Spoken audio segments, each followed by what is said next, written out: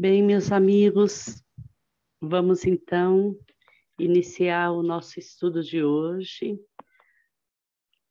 com a prece, a nossa prece. Vamos então elevando o nosso pensamento e agradecendo a Deus, a Jesus e aos bons espíritos por nós estarmos aqui, que possamos todos receber a intuição necessária para os comentários e também o entendimento necessário para a nossa melhora. Que os bons espíritos estejam conosco e nos inspire. Que assim seja. Graças a Deus. Marcela, por favor, você lê para a gente esse capítulo do Inferno? Já li tudo ou só li o primeiro parágrafo? Não, pode ler tudo. Tá bom. A maioria das pessoas sempre, por intuição, acreditou que no futuro sua vida teria uma continuidade. E que esse futuro seria feliz ou infeliz, conforme o bem ou o mal que houvessem praticado nesse mundo. Para algumas religiões, quando uma pessoa comete crimes graves e causa sofrimento aos semelhantes na vida terrena, ao morrer, sua alma vai para uma religião que fica localizada debaixo da terra, onde há muito fogo, um lugar medonho chamado de inferno. Nele, os condenados sofrem as mais terríveis punições por toda a eternidade. Assim como o céu, também o inferno não é um local limitado. Não se trata de um espaço físico com fogo, tridentes e demônios, mas um estado de espírito, para os seres que estão em vias de melhoria. O inferno estará sempre onde houver almas sofredoras, abrigando temporariamente espíritos que reencarnaram, mas que, em razão de uma vida degradante, afastaram-se do bom caminho.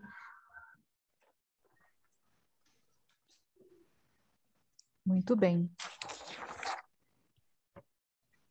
Esse capítulo, o livro Céu e Inferno, né, na versão original, essa versão que a Marcela leu, ela é do Evangelho, do Evangelho não, desculpa, é do Céu e Inferno da FEB, que é para infância e mocidade, né?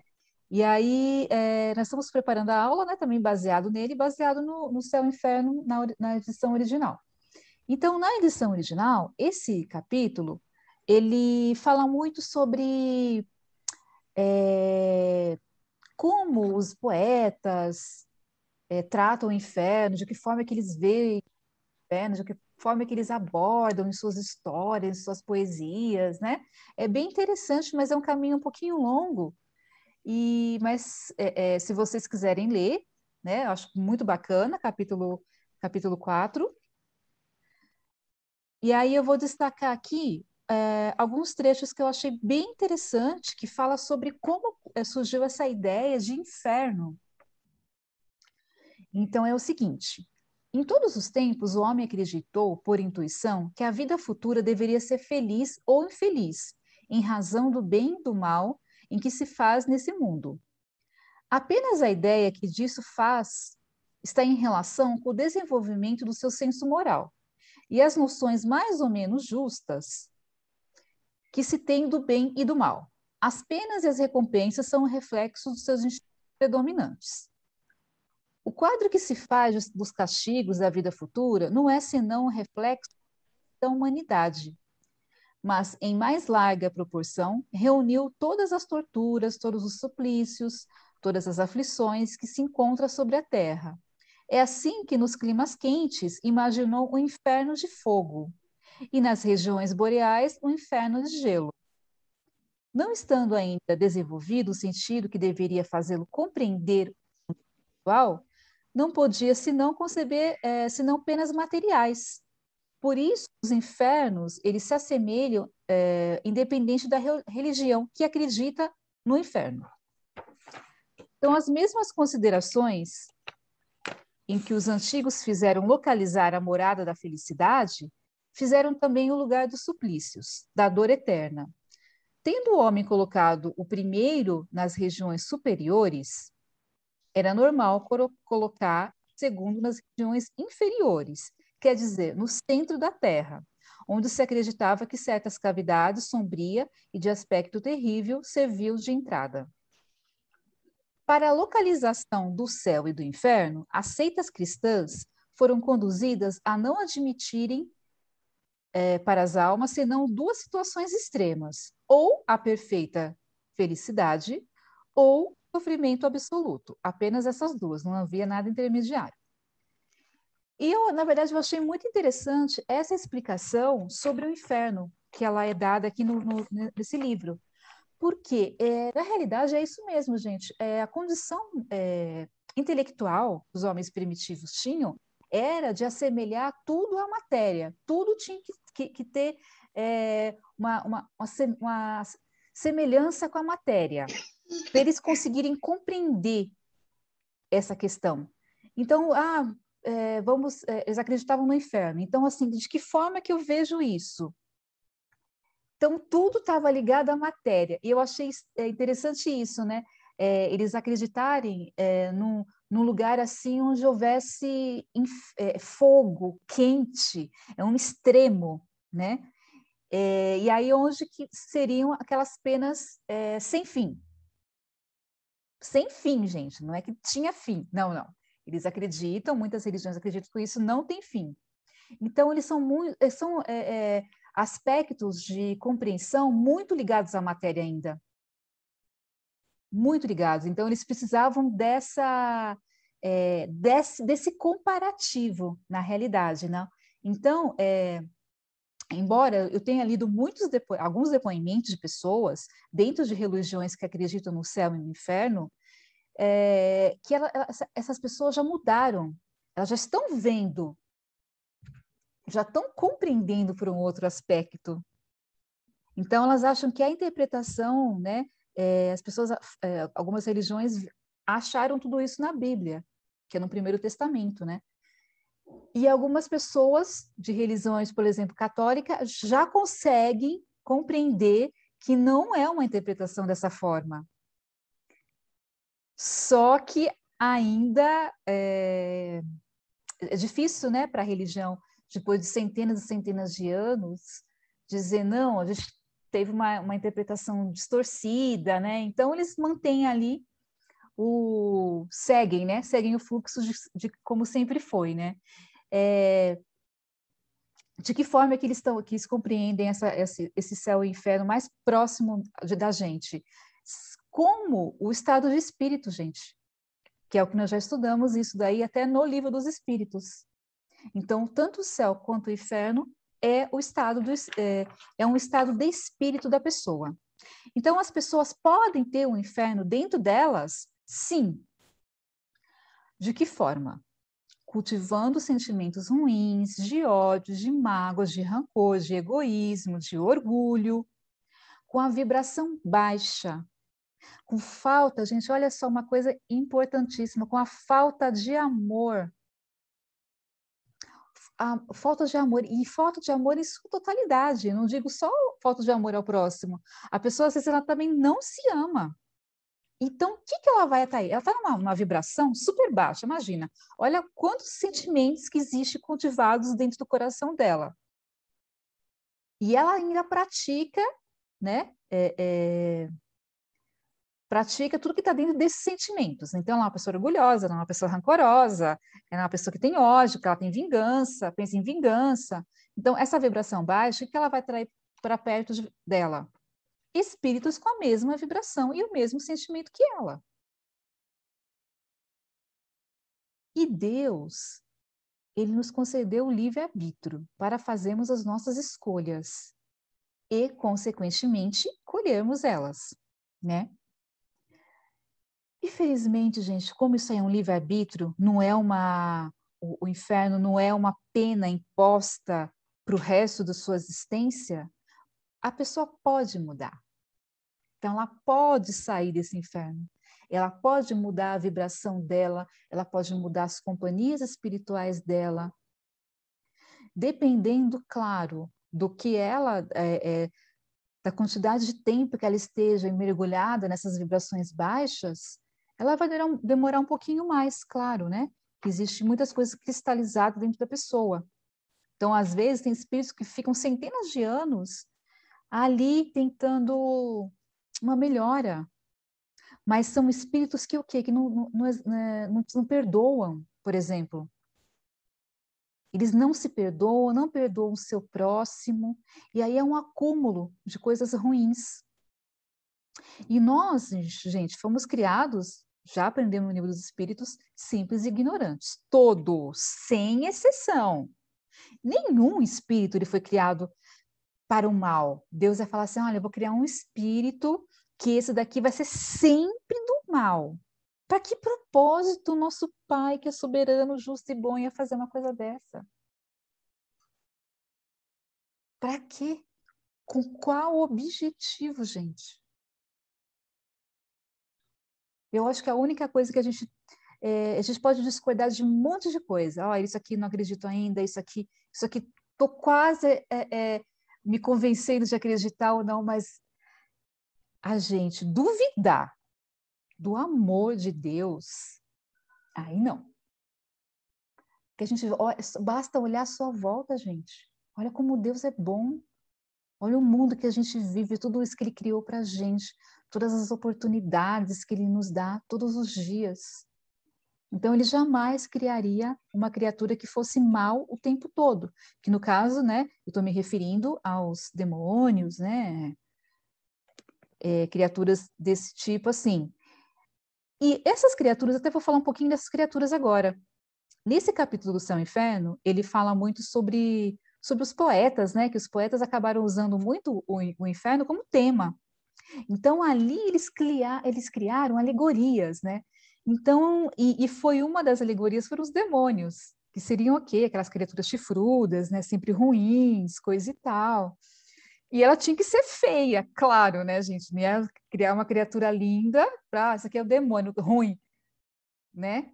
Então tinha que ser um ser feio. Então você pode ler, por exemplo, Inferno de Dante. Você começa a ler a descrição do que era o demônio lá. Então assim é uma criatura feia, claro. Mas isso daí é uma alegoria. Quando a gente quer pensar numa coisa ruim, a gente vai pensar numa coisa feia.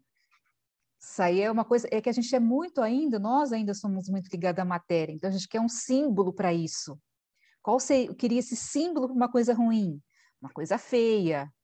E aí as pessoas acabam criando na cabeça aquela alegoria, né? Que seria o demônio. Mas, como eu mesmo disse, né? Deus que é justo, soberano e bom, jamais criaria um ser dessa forma. Porque o desejo de todo pai é o nosso crescimento espiritual, gente. É que ele quer, o desejo de Deus é que nós possamos exercitar o amor, exercitar a caridade, nos sentirmos bem conosco mesmo e sermos felizes. É para isso que nós fomos criados. É claro que aí, né, existe o livre-arbítrio e nós escolhemos qual direção seguir. Se a gente quer viver uns momentos, eu acho que até assim, os momentos ruins que a gente fala, nosso inferno, né? Aqueles dias que você não está muito bem, e aqueles momentos maravilhosos, que é o nosso céu.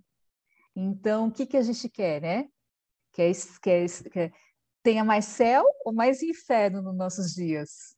Aí a escolha é nossa. Agora com vocês, meninas, para completarem.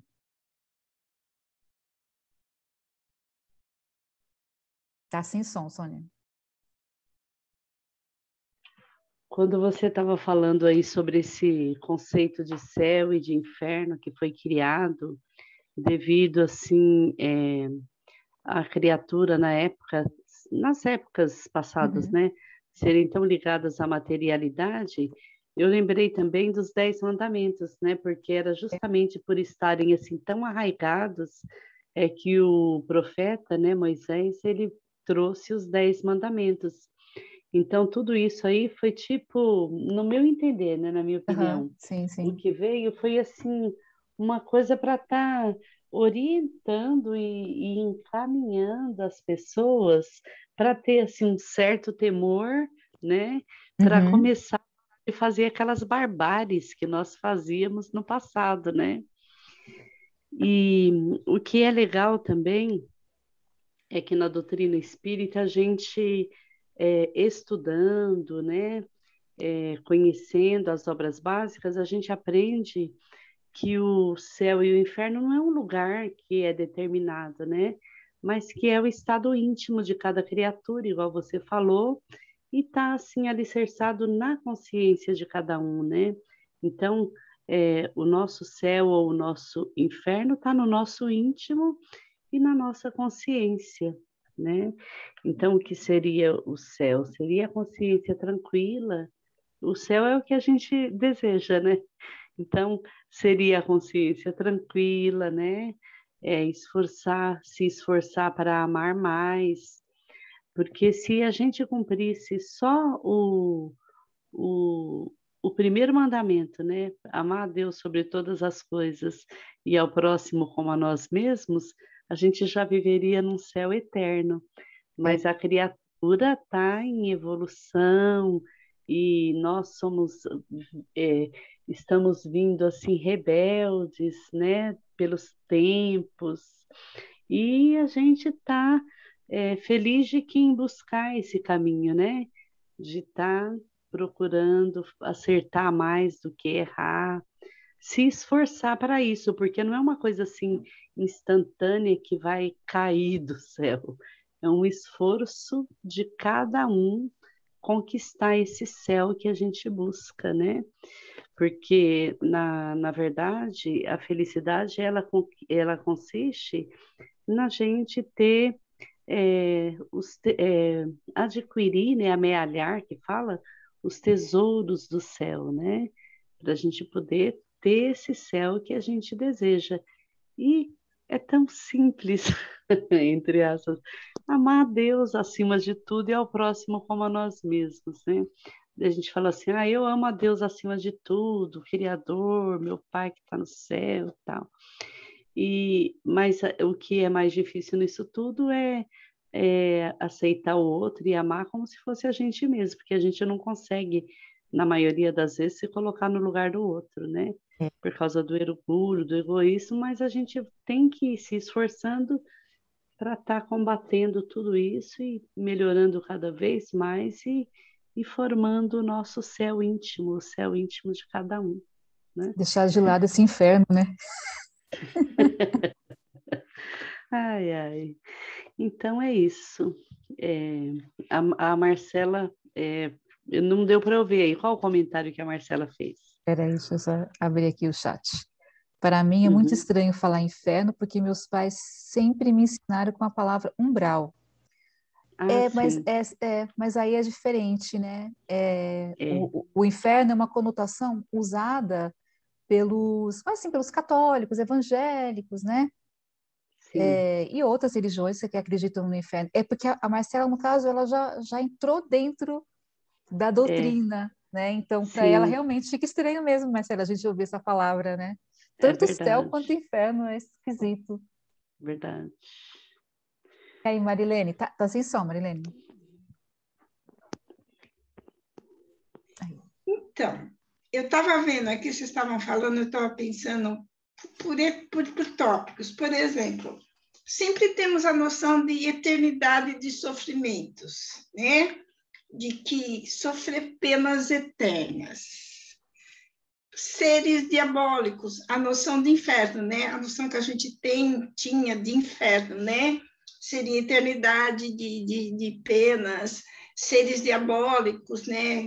Diabos, demônios, e vai lá. Então, vamos tentar entender mais ou menos, porque nós sabemos, na literatura espírita, há muitos depoimentos de espíritos que narram para a gente que realmente há espíritos tão arraigados no mal que o próprio perispírito a gente sabe que se deforma, né? Tem espíritos que têm formas realmente demoníacas, mas com o intuito realmente de atemorizar, de causar pânico. Então, esses seres, muitas vezes, que são narrados, pode ser algum irmão que esteja nesse estágio de evolução ainda muito inferior. E a eternidade de pena é que, assim, nós temos a noção de tempo nosso aqui da Terra. O que é a eternidade? No plano espiritual é infinito. Então, nós sabemos que existem reencarnações, expiações que demoram milhares de encarnações para a pessoa resgatar. Então, o próprio espírito tem uma noção de sofrimento infinito, eterno, porque para ele o tempo, ele ainda está associando o tempo com o tempo terrestre. Então, dá a impressão que é sempre, nada é para sempre.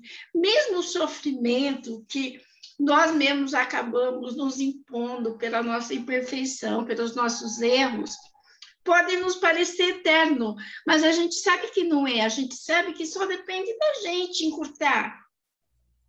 As nossas penas dependem de nós corrigir, né, melhorar. Por isso, a bendita reencarnação é a oportunidade que nós temos de encurtar as nossas penas, o nosso sofrimento.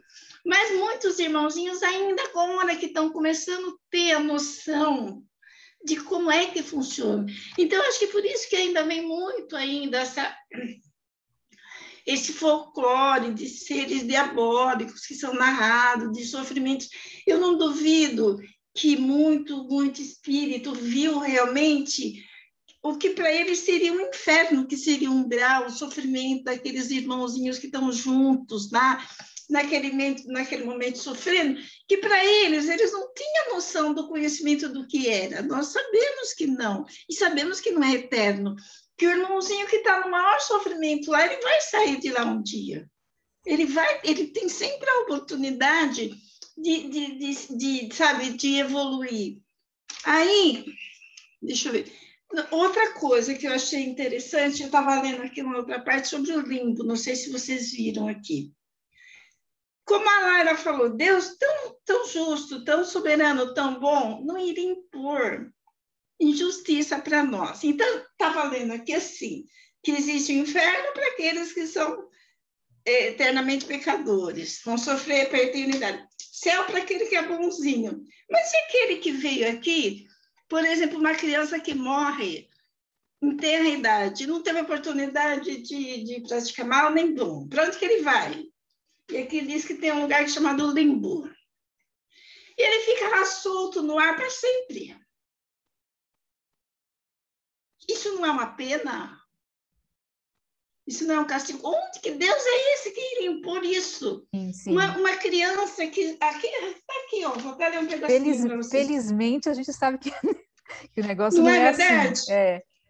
É verdade que a igreja de mim, quer ver, tem gente que acredita. A criança que está irrevogavelmente fixada, eles são privados da felicidade por toda a eternidade, pelo simples fato de ter morrido cedo. Não fizeram mal, mas também não fizeram bem. Então, eles vão ficar lá, não tem felicidade, vão ficar lá soltos. Então, não tem liga, sabe? Não dá liga. A gente precisa estudar muito para poder compreender, para a gente poder entender. Eu acho que, assim, o mais importante, a gente focar na magnitude de Deus, na justiça de Deus. Nada que contradiz a justiça de Deus pode ser tomado como verdade. Se contraria a justiça de Deus, a magnitude de Deus, não pode ser verdade. Jamais ele iria criar um filho para um sofrimento eterno, não tem lógica mesmo. Perfeito isso, Marilene. Eu também concordo plenamente com essa parte aí de Deus. Eu acho que isso daí a pessoa pode não concordar com muita coisa, né? Sim. Mas isso é fundamental, eu acho que até está gravado dentro de nós, né? Basta a gente fazer isso para fora, porque, meu Deus, isso daí é o principal, né? Graças a Deus que hoje a gente tem essa doutrina que vem nos esclarecer, vem nos dar entendimento. Porque imagina, você viver uma vida com medo de ir para o inferno. Ou se você não tem medo, você vão dizer, eu tenho uma vida legal, mas seu filho não está para um bom caminho. Você fala, meu filho vai morrer, vai para o inferno. E aí? Você vai ser feliz com um filho no inferno? Então, não pode ser uma justiça de Deus isso, não. Não pode. Marcela, quer fazer mais algum comentário, meu bem? Não, eu não tenho comentário nenhum a fazer, não. Tem um amiguinho, né? O André. Ah, Boa sim, noite. eu chamei ele para participar, que ele está estudando agora, né? O Espiritismo falou assim, ó, vamos lá, bater um papo. Legal, bacana. Seja bem-vindo, André. Depois você assiste às aulas anteriores para você compreender, ter uma melhor compreensão, né? A gente Sim, está com, e com um esteja número bom conosco mais de vezes, vídeos. né? Uhum. Muito bom, né? Muito bom. Você faz a prece, Marilene? Faço sim. Vamos assim, nesse momento, queridos amigos, companheiros dessa noite, vamos elevando nosso pensamento até Deus, até Jesus, nosso Mestre, aos nossos amigos espirituais, pedindo assim que derrame sobre nós as suas bênçãos, Pai, que possa ser aberto o nosso entendimento, para que possamos cada dia mais compreender essa doutrina, que abre novos horizontes, que nos mostra a grandeza do Pai, sua justiça, que possamos assim, Pai, cada dia evoluir um pouquinho mais, aprender a amar mais o nosso semelhante, que possamos assim nos transformar em instrumento de trabalho na seara do Pai. E que, se for da tua permissão, Pai, possamos cada dia que estarmos aqui aprendermos um pouquinho mais da tua fé. Pedimos assim que derrame sobre nós as suas bênçãos, Pai, vibrando amor, em benefício daqueles irmãos que ainda se encontram na ignorância, que não têm o entendimento necessário, mas sabemos que eles também, Pai, retornarão para o caminho do bem, retomarão o caminho da felicidade, que a tua fé, o teu amor, chegue a cada um deles. Vibremos, Pai, por todo o nosso planeta, vibremos por aqueles irmãos que se encontram nos leitos dos hospitais, nas ruas, pelas famílias que se encontram em necessidades, que o teu amor, Pai, chegue a cada um deles. E assim, agradecido por essa oportunidade de estarmos aqui reunidos em teu santo nome, nós pedimos, Pai, que se for do nosso mérito, possamos estar aqui na próxima semana para dar continuidade aos nossos estudos. Que a tua paz esteja e que permaneça conosco durante toda a semana. Que assim seja, graças a Deus.